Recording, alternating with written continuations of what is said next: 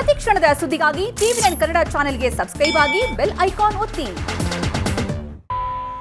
ನಿಮ್ಮ ಡಾಕ್ಟರ್ ನೇರ ಪ್ರಸಾರ ಕಾರ್ಯಕ್ರಮಕ್ಕೆ ಸ್ವಾಗತ. ನಾನು ಶಕುಂತಲಾ ಭೂಷಣ್. ಒತ್ತಡದ ಜೀವನ, ಬದಲಾಗ್ತಾ ಇರೋ ಜೀವನ ಶೈಲಿ, ಜನರಿಗೆ ನೂರಾರು ಆರೋಗ್ಯ ಸಮಸ್ಯೆ, ಯಾವ ಸಮಸ್ಯೆಗೆ ಯಾವ ಚಿಕಿತ್ಸೆ ಎನ್ನುವುದೇ ದೊಡ್ಡ ಚಿಂತೆ. ಇಂತಹ ಸಮಸ್ಯೆ ಇರೋರಿಗೆ ಒಂದೇ ವೇದಿಕೆಯಲ್ಲಿ ಸಿಗುತ್ತೆ ಉತ್ತರ. ಇದೇ ಜೀವನ ವಿಶೇಷ ಕಾರ್ಯಕ್ರಮ ನಿಮ್ಮ ಡಾಕ್ಟರ್.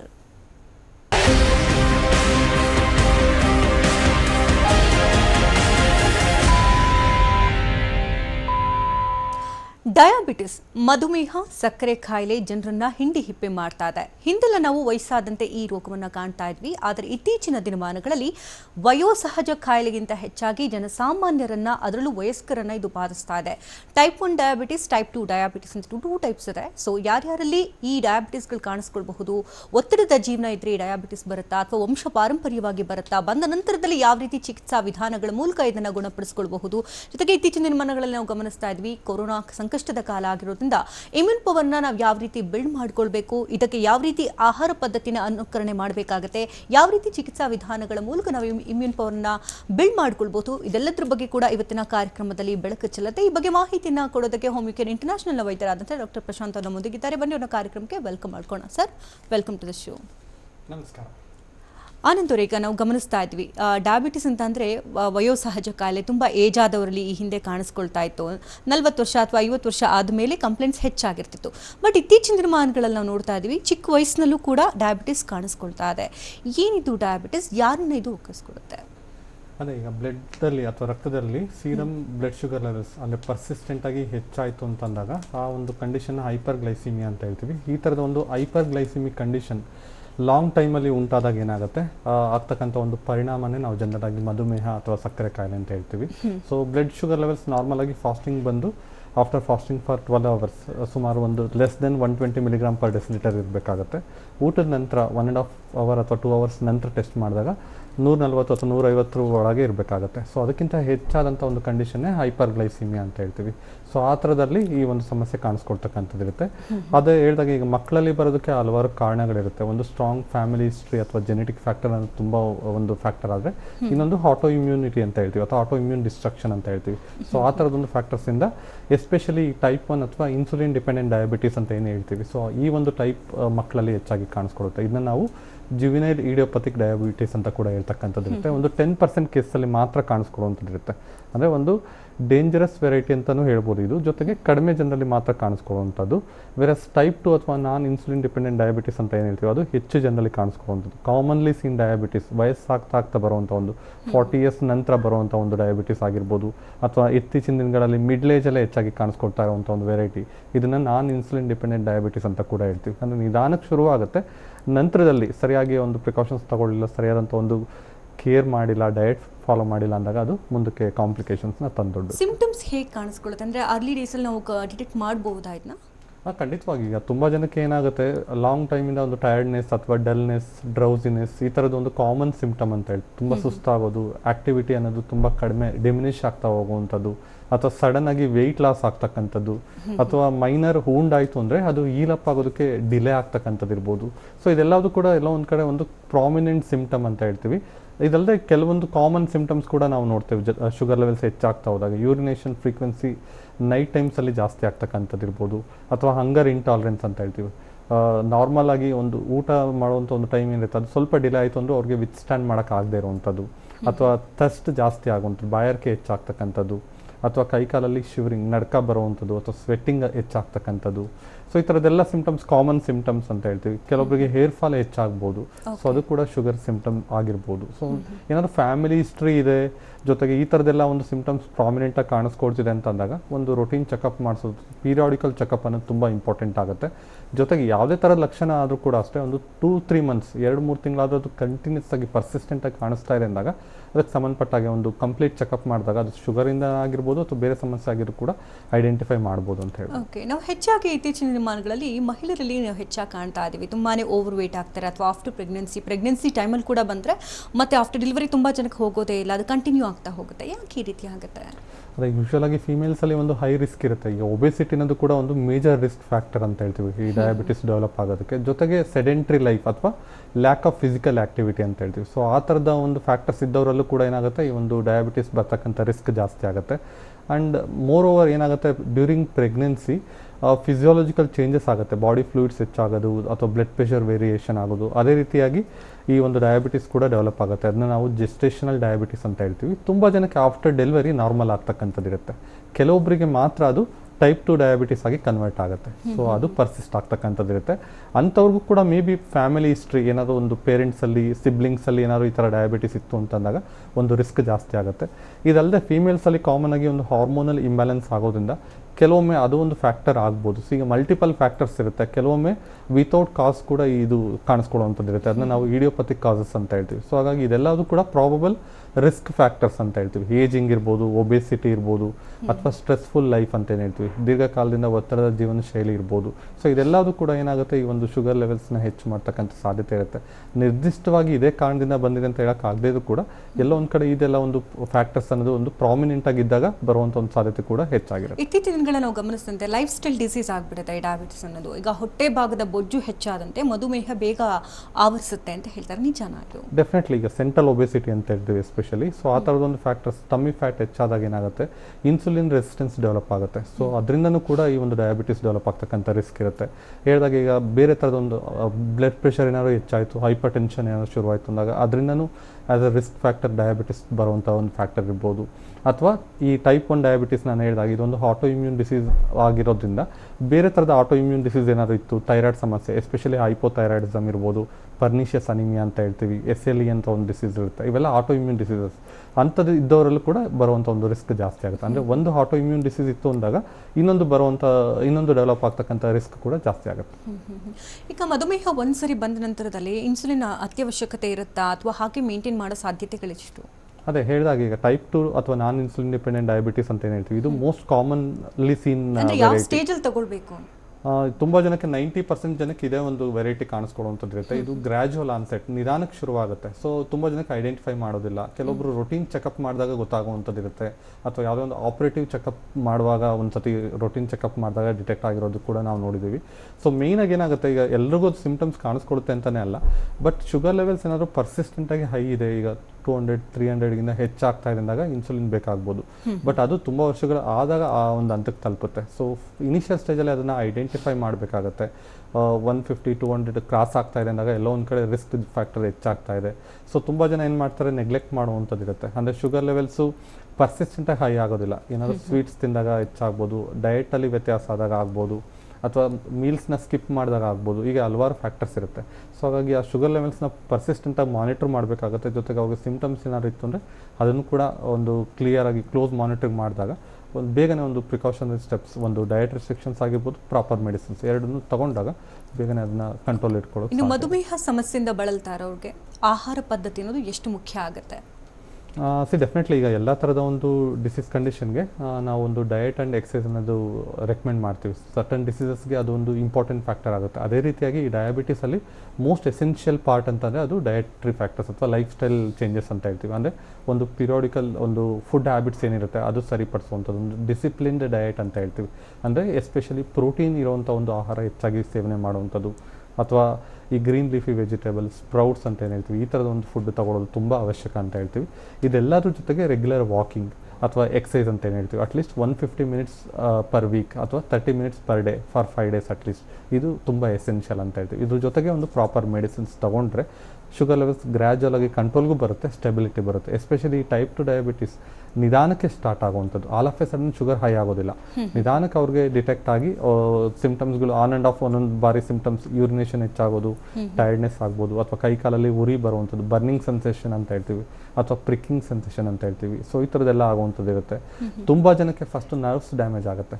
ಸೊ ಅದರಿಂದ ಈ ಥರದ್ದೆಲ್ಲ ಒಂದು ಬರ್ನಿಂಗ್ ಆಗುವಂಥದ್ದು ಅಥವಾ ಪ್ರಿಕ್ಕಿಂಗ್ ಸೆನ್ಸೇಷನ್, ಜೋಮ್ ಬರುತ್ತೆ ಅಂತ ಹೇಳ್ತೀವಿ, tingling and numbness in the arms and legs ಅಂತ ಹೇಳ್ತೀವಿ. ಸೊ ಇದೆಲ್ಲ ಈ ಥರದ ಒಂದು ಸಮಸ್ಯೆಗಳು ಕಾಣಿಸ್ಕೊಳ್ತಾ ಇದ್ದಾಗ ಎಲ್ಲೋ ಒಂದು ಕಡೆ ಶುಗರ್ ಲೆವೆಲ್ಸ್ ಕಂಟ್ರೋಲಿಗೆ ಬರ್ತಿಲ್ಲ ಅಂತಲೇ ತಿಳ್ಕೊಬೇಕಾಗತ್ತೆ, ಆವಾಗ ಒಂದು ಪ್ರಾಪರ್ ಮೆಡಿಸಿನ್ಸ್ ತಗೊಳ್ಳೋದು ಸೂಕ್ತ. ಓಕೆ, ಇನ್ನಿಷ್ಟು ಮಾಹಿತಿನ ನಾನು ನಿಮ್ಮಿಂದ ಪಡ್ಕೊಳ್ತೀನಿ. ವೀಕ್ಷಕರೇ, ನೇರ ಪ್ರಸಾರ ಕಾರ್ಯಕ್ರಮ ಮುಂದುವರಿಯುತ್ತೆ. ಇವತ್ತಿನ ಸಂಚಿಕೆಯಲ್ಲಿ ಮಧುಮೇಹ ಕಾಯಿಲೆ ಬಗ್ಗೆ ಮಾತನಾಡ್ತಾ ಇದ್ವಿ. ಜೊತೆಗೆ ಕೊರೋನಾ ಸಂಕಷ್ಟದ ಕಾಲ ಆಗಿರೋದ್ರಿಂದ ಈ ಸಂದರ್ಭದಲ್ಲಿ ಇಮ್ಯುನಿಟಿನ ಯಾವ ರೀತಿ ಬಿಲ್ಡ್ ಮಾಡ್ಕೊಳ್ಬೇಕು ಅದ್ರ ಬಗ್ಗೆ ಕೂಡ ನಾವು ಮಾಹಿತಿಯನ್ನು ಕೊಡ್ತೇವೆ.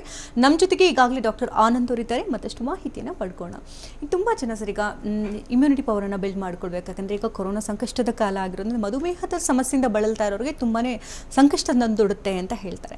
ಸೊ ಈ ಬಗ್ಗೆ ಒಂದಷ್ಟು ಮಾಹಿತಿಗಳನ್ನ ಕೊಡ್ಬೋದಾ? ಖಂಡಿತವಾಗಿ ಏನಾಗುತ್ತೆ, ಈಗ ಒಂದು ಬ್ಲಡ್ ಶುಗರ್ ಲೆವೆಲ್ಸ್ ಪರ್ಸಿಸ್ಟೆಂಟ್ ಆಗಿ ಹೈ ಆಯಿತು ಅಂತಂದಾಗ ಒಂದು ರೆಸಿಸ್ಟೆನ್ಸ್ ಪವರ್, ರೋಗ ಪ್ರತಿರೋಧಕ ಶಕ್ತಿ ಬೇಗನೆ ಕಡಿಮೆ ಆಗ್ತಕ್ಕಂಥದ್ದು ಇರುತ್ತೆ. ಸೊ ಅದರಿಂದ ಒಂದು ಇನ್ಫೆಕ್ಷನ್ಸ್ ಆಗ್ತಕ್ಕಂಥ ಒಂದು ಸಾಧ್ಯತೆಗಳು ಹೆಚ್ಚಾಗುತ್ತೆ. ಅಂದರೆ ಒಂದು ಟೆಂಡೆನ್ಸಿ ಅಂತ ಏನು ಹೇಳ್ತೀವಿ, ಸೊ ಅಂಥದ್ದು ಜಾಸ್ತಿ ಆಗೋದ್ರಿಂದ ಈ ಥರ ಒಂದು ಎಪಿಡೆಮಿಕ್ ಸಿಚುವೇಶನ್ ಇರ್ಬೋದು, ಇದರಲ್ಲಿ ಏನಾಗುತ್ತೆ ಒಂದು ರಿಸ್ಕ್ ಜಾಸ್ತಿ ಆಗುವಂಥದ್ದು ಇರುತ್ತೆ. ಈ ಕೆಲವೊಬ್ಬರಲ್ಲಿ ಈ ಥರದ ಒಂದು ಕೇಸಸ್ ಹೆಚ್ಚಾಗಿ ಕಾಣಿಸ್ಕೊಳ್ಳೋದು, ಏಜ್ ಫ್ಯಾಕ್ಟರ್, ವಯಸ್ಸಾದವರಲ್ಲಿ ಒಂದು ನ್ಯಾಚುರಲ್ ಆಗಿ ರೆಸಿಸ್ಟೆನ್ಸ್ ಪವರ್ ವೀಕ್ ಆಗುವಂಥದ್ದು ಒಂದು ಕಡೆ ಆದರೆ, ಇನ್ನೊಂದು ಈ ಥರದ ಒಂದು ಇಂಡಿವಿಜುವಲ್ ಸರ್ಟನ್ ಪೀಪಲ್ ಅಂದರೆ ಈ ಥರ ಒಂದು ಡಯಾಬಿಟಿಸ್ ಇದ್ದಾಗ ಅಥವಾ ಹೈಪರ್ ಟೆನ್ಷನ್ ಅಥವಾ ಬೇರೆ ಥರದ ಒಂದು health disease, chronic health disease ಅಂತ ಹೇಳ್ತೀವಿ. ಸೊ ಆ ಥರದ ಒಂದು ಡಿಸೀಸ್ ಕಂಡೀಷನ್ಸ್ ಕಂಟ್ರೋಲಲ್ಲಿ ಇಲ್ಲ ಅಂದಾಗ ಒಂದು ರಿಸ್ಕ್ ಜಾಸ್ತಿ ಆಗ್ತಕ್ಕಂಥದ್ದು ಇರುತ್ತೆ. ಅಥವಾ ಯಾರಲ್ಲಿ ಈ ಥರ ಒಂದು ರೆಸ್ಪಿರೇಟರಿ ಇಲ್ನೆಸ್ ಇರುತ್ತೆ, ಪದೇ ಪದೇ ಅಲರ್ಜಿಕ್ ಕಂಪ್ಲೇಂಟ್ಸ್ ಇರುತ್ತೆ, ಅಂಥವ್ರಲ್ಲೂ ಕೂಡ ಒಂದು ಹೈ ರಿಸ್ಕ್ ಪೇಷಂಟ್ಸ್ ಅಂತ ಹೇಳ್ತೀವಿ.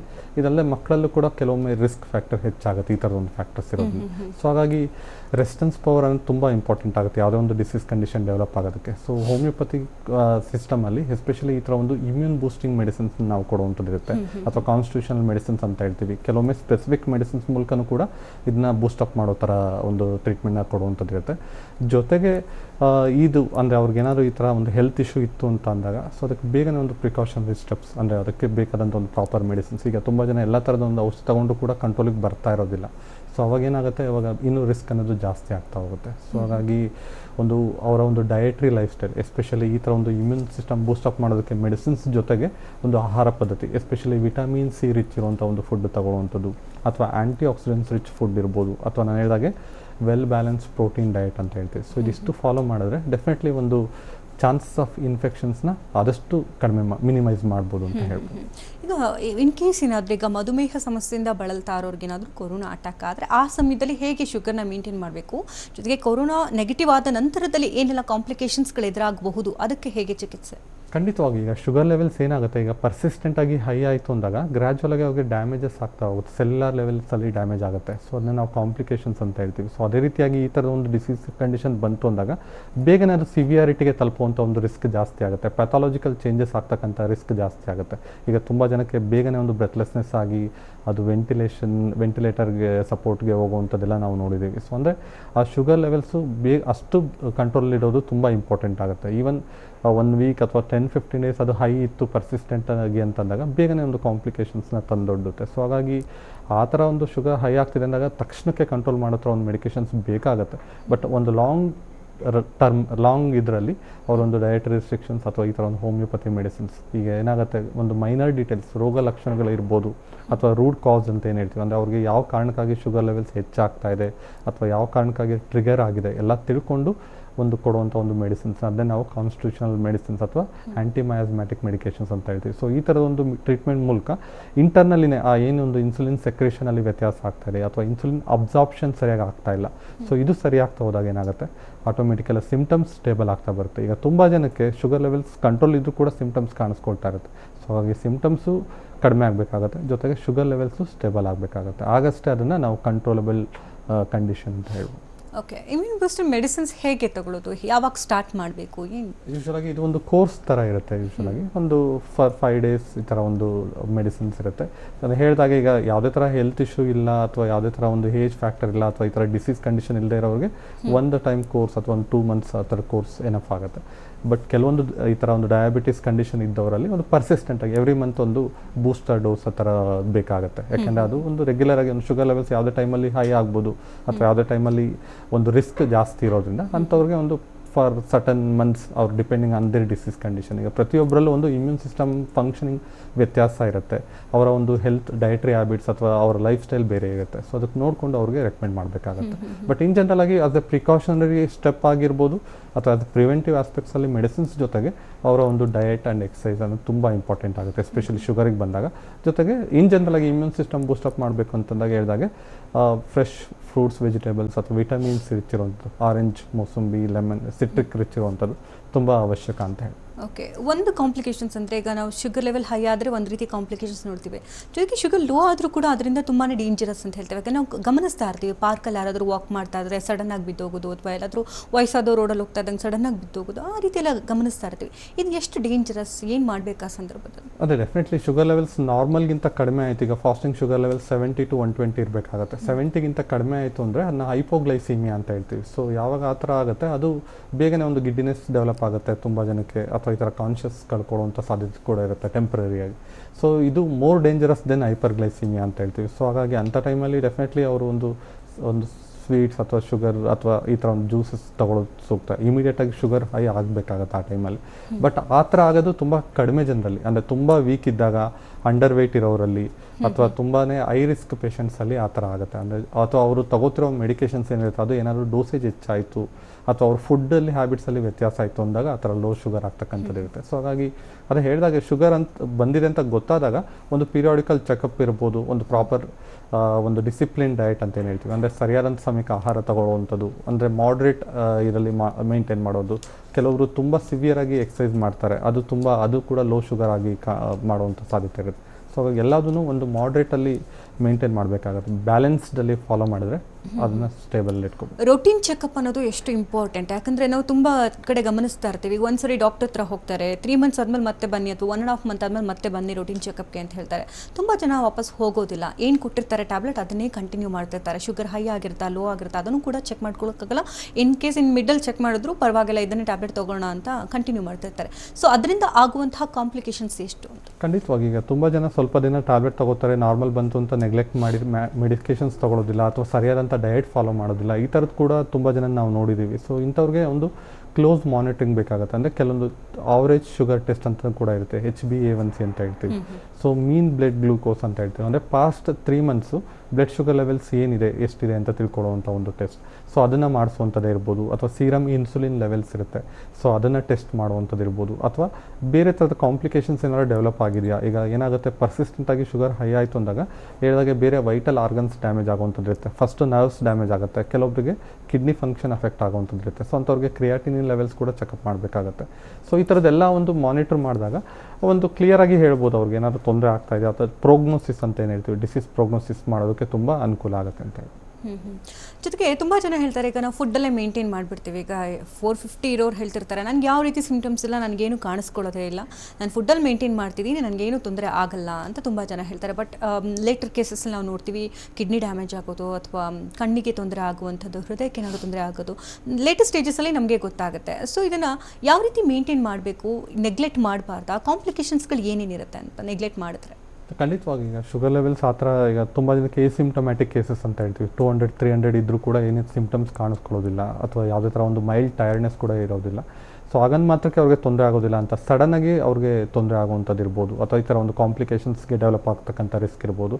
ಅದೇ ನಾನು ಹೇಳಿದಾಗೆ ಮೋಸ್ಟ್ ಕಾಮನ್ಲಿ ಫಸ್ಟ್ ನರ್ವ್ಸೇ ಅಫೆಕ್ಟ್ ಆಗುವಂಥದ್ದು ಇರುತ್ತೆ. ಡಯಾಬಿಟಿಕ್ ನ್ಯೂರೋಪತಿ ಅನ್ನೋದೇ most common complication of uncontrollable diabetes ಅಂತ ಹೇಳ್ತೀವಿ. ನಂತರದಲ್ಲಿ ಈ ಕಿಡ್ನಿ ಫಂಕ್ಷನ್ ಅಫೆಕ್ಟ್ ಆಗುವಂಥದ್ದು ಇರುತ್ತೆ, ಅದನ್ನ ನಾವು ಡಯಾಬಿಟಿಕ್ ನೆಫ್ರೋಪತಿ ಅಂತ ಹೇಳ್ತೀವಿ. ತುಂಬ ಜನಕ್ಕೆ ಕಾಲಲ್ಲಿ ಊತ ಬರುವಂಥದ್ದು, ಯೂರಿನ್ ಔಟ್ಪುಟ್ ಕಡಿಮೆ ಆಗುವಂಥದ್ದು, ಈ ಥರದ್ದೆಲ್ಲ ನೋಡ್ತಕ್ಕಂಥದ್ದು ಇರುತ್ತೆ. ಇದಲ್ಲದೆ ಬೇರೆ ಬೇರೆ ಥರದ ಕಾಂಪ್ಲಿಕೇಶನ್ಸ್, ಅಂದರೆ ಹಾರ್ಟ್ ಅಟ್ಯಾಕ್ ಆಗುವಂಥ ಒಂದು ರಿಸ್ಕ್ ಇರ್ಬೋದು, ಅಥವಾ ಐಸಲ್ಲಿರುವಂಥ ರೆಟಿನಾ ಡ್ಯಾಮೇಜ್ ಆಗ್ತಕ್ಕಂಥದ್ದು ಇರುತ್ತೆ. ಸೊ ಮ್ಯಾಕ್ಯುಲರ್ ಡಿಜನರೇಷನ್ ಅಂತ ಹೇಳ್ತೀವಿ. ಸೊ ಅದರಿಂದ ಬ್ಲರ್ರಿಂಗ್ ಆಗುವಂಥ ಒಂದು ಸಾಧ್ಯತೆ ಕೂಡ ಇರುತ್ತೆ. ಬೇರೆ ಬೇರೆ ಥರದ ಕಾಂಪ್ಲಿಕೇಶನ್ಸ್, ಮೈಕ್ರೋವ್ಯಾಸ್ಕ್ಯುಲರ್ ಕಾಂಪ್ಲಿಕೇಶನ್ಸ್ ಅಥವಾ ಮ್ಯಾಕ್ರೋವ್ಯಾಸ್ಕ್ಯುಲರ್ ಕಾಂಪ್ಲಿಕೇಶನ್ಸ್ ಅಂತ ಹೇಳ್ತೀವಿ. ಅಂದರೆ ಬ್ಲಡ್ ವೆಸಲ್ಸ್ ಇನ್ಫೆಕ್ಟ್ ಆಗ್ತಕ್ಕಂಥ ರಿಸ್ಕ್ ಇರುತ್ತೆ, ವ್ಯಾಸ್ಕ್ಯುಲೈಟಿಸ್ ಅಂತ ಹೇಳ್ತೀವಿ. ಕೆಲವೊಮ್ಮೆ ನೆಕ್ರೋಸಿಸ್ ಆಗುವಂಥ ಸಾಧ್ಯತೆ ಇರುತ್ತೆ, ಕೊನೆಗೆ ಗ್ಯಾಂಗ್ರೀನ್ ಆಗಿ ಟರ್ನ್ ಆಗುವಂಥದ್ದು ಇರುತ್ತೆ. ಸೊ ಇದೆಲ್ಲ ಅಂದರೆ ವೈಡ್ ರೇಂಜ್ ಆಫ್ ಕಾಂಪ್ಲಿಕೇಶನ್ಸ್ ನೋಡ್ತೀವಿ. ಅಥವಾ ಮೈನರ್ ವೂಂಡ್ ಆಯಿತು, ಅದು ಹೀಲಪ್ ಆಗಿಲ್ಲ ಅಂದಾಗ ಅದು ಅಲ್ಸರ್ ಆಗಿ ಕನ್ವರ್ಟ್ ಆಗುತ್ತೆ, ಅದನ್ನ ನಾವು ಡಯಾಬಿಟಿಕ್ ಫುಟ್ ಅಂತ ಹೇಳ್ತೀವಿ. ಸೊ ಈ ಥರ ಹಲವಾರು ಕಾಂಪ್ಲಿಕೇಶನ್ಸ್ ಇರುತ್ತೆ, ಎಲ್ಲರಲ್ಲೂ ಬರಬೇಕಂತ ಅಲ್ಲ, ಬಟ್ ಅವರ ಡಯಟ್ ಫ್ಯಾಕ್ಟರ್ಸ್ ಹೇಗಿದೆ, ಅವರ ರಿಸ್ಕ್ ಫ್ಯಾಕ್ಟರ್ಸ್ ಏನಿದೆ, ಇದಕ್ಕೆ ತಕ್ಕಾಗಿ ಅವ್ರಿಗೆ ಸಿಂಪ್ಟಮ್ಸ್ಗಳು ಕಾಣಿಸ್ಕೊಳ್ಳುತ್ತೆ. ಜೊತೆಗೆ ಫುಡ್ ಮೇಂಟೆನೆನ್ಸ್ ಯಾವ ರೀತಿ ಇರಬೇಕು ಅಂದರೆ, ತುಂಬ ಜನ ಏನು ಮಾಡ್ತಾರೆ, ಈಗ 1 time ಫುಡ್ ಅಥವಾ 2 time ಫುಡ್ ತಿಂದರೆ ಸಾಕು, 1 time ಸ್ಕಿಪ್ ಮಾಡಬೇಕು, ಕಡಿಮೆ ಫುಡ್ ತಿಂದರೆ ನಮಗೆ ಅದು ಕಂಟ್ರೋಲಲ್ಲಿರುತ್ತೆ ಅಂತ ಅಸಂಪ್ಷನ್ಸ್ ಇರುತ್ತೆ. ಅಥವಾ ಚಪಾತಿ ತಿಂದರೆ, ಮುದ್ದೆ ತಿಂದರೆ ನಮಗೆ ಕಂಟ್ರೋಲಲ್ಲಿರುತ್ತೆ ಅಂತ ಎಲ್ಲ ಅಸಂಪ್ಷನ್ಸ್ ಇರುತ್ತೆ. ಇದು ಕರೆಕ್ಟಾ?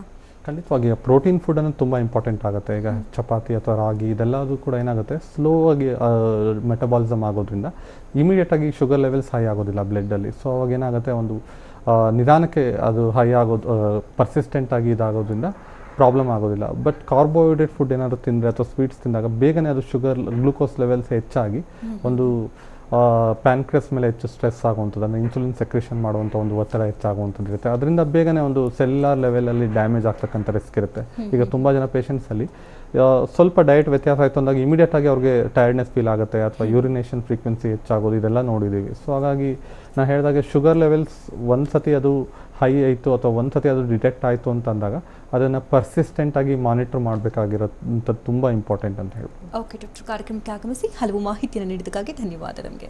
ನಮಸ್ತೆ ವೀಕ್ಷಕರೇ, ಡಾಕ್ಟರ್ ಆನಂದ್ ಅವ್ರನ್ನ ಭೇಟಿ ಮಾಡಬೇಕಂದ್ರೆ ಅಡ್ರೆಸ್ ಪ್ಲೇಟ್ ಈ ರೀತಿ ಇದೆ, ನೋಟ್ ಮಾಡ್ಕೊಳ್ಳಿ. ಹೋಮಿಕೇರ್ ಇಂಟರ್ನ್ಯಾಷನಲ್ ಪ್ರೈವೇಟ್ ಲಿಮಿಟೆಡ್ ಬೆಂಗಳೂರಿನ ಬ್ರಾಂಚಸ್ ಈ ರೀತಿ ಇದೆ: ಜಯನಗರ, ಮಲ್ಲೇಶ್ವರಂ, ಇಂದಿರಾನಗರ, HSR ಲೇಔಟ್. ಇತರೆ ಶಾಖೆಗಳು ಬೆಳಗಾವಿ, ದಾವಣಗೆರೆ, ಹುಬ್ಬಳ್ಳಿ, ಮೈಸೂರು, ಮಂಗಳೂರು, ಕಲಬುರಗಿ, ಬಳ್ಳಾರಿ, ಬಿಜಾಪುರ, ಹಾಸನ, ಬೀದರ್, ರಾಯಚೂರು, ಮಡಿಕೇರಿ ಇದೆ. ದೂರವಾಣಿ ಸಂಖ್ಯೆ ಈ ರೀತಿ ಇದೆ: 9550001133, ಮತ್ತೊಂದು ಸಂಖ್ಯೆ 180010081212.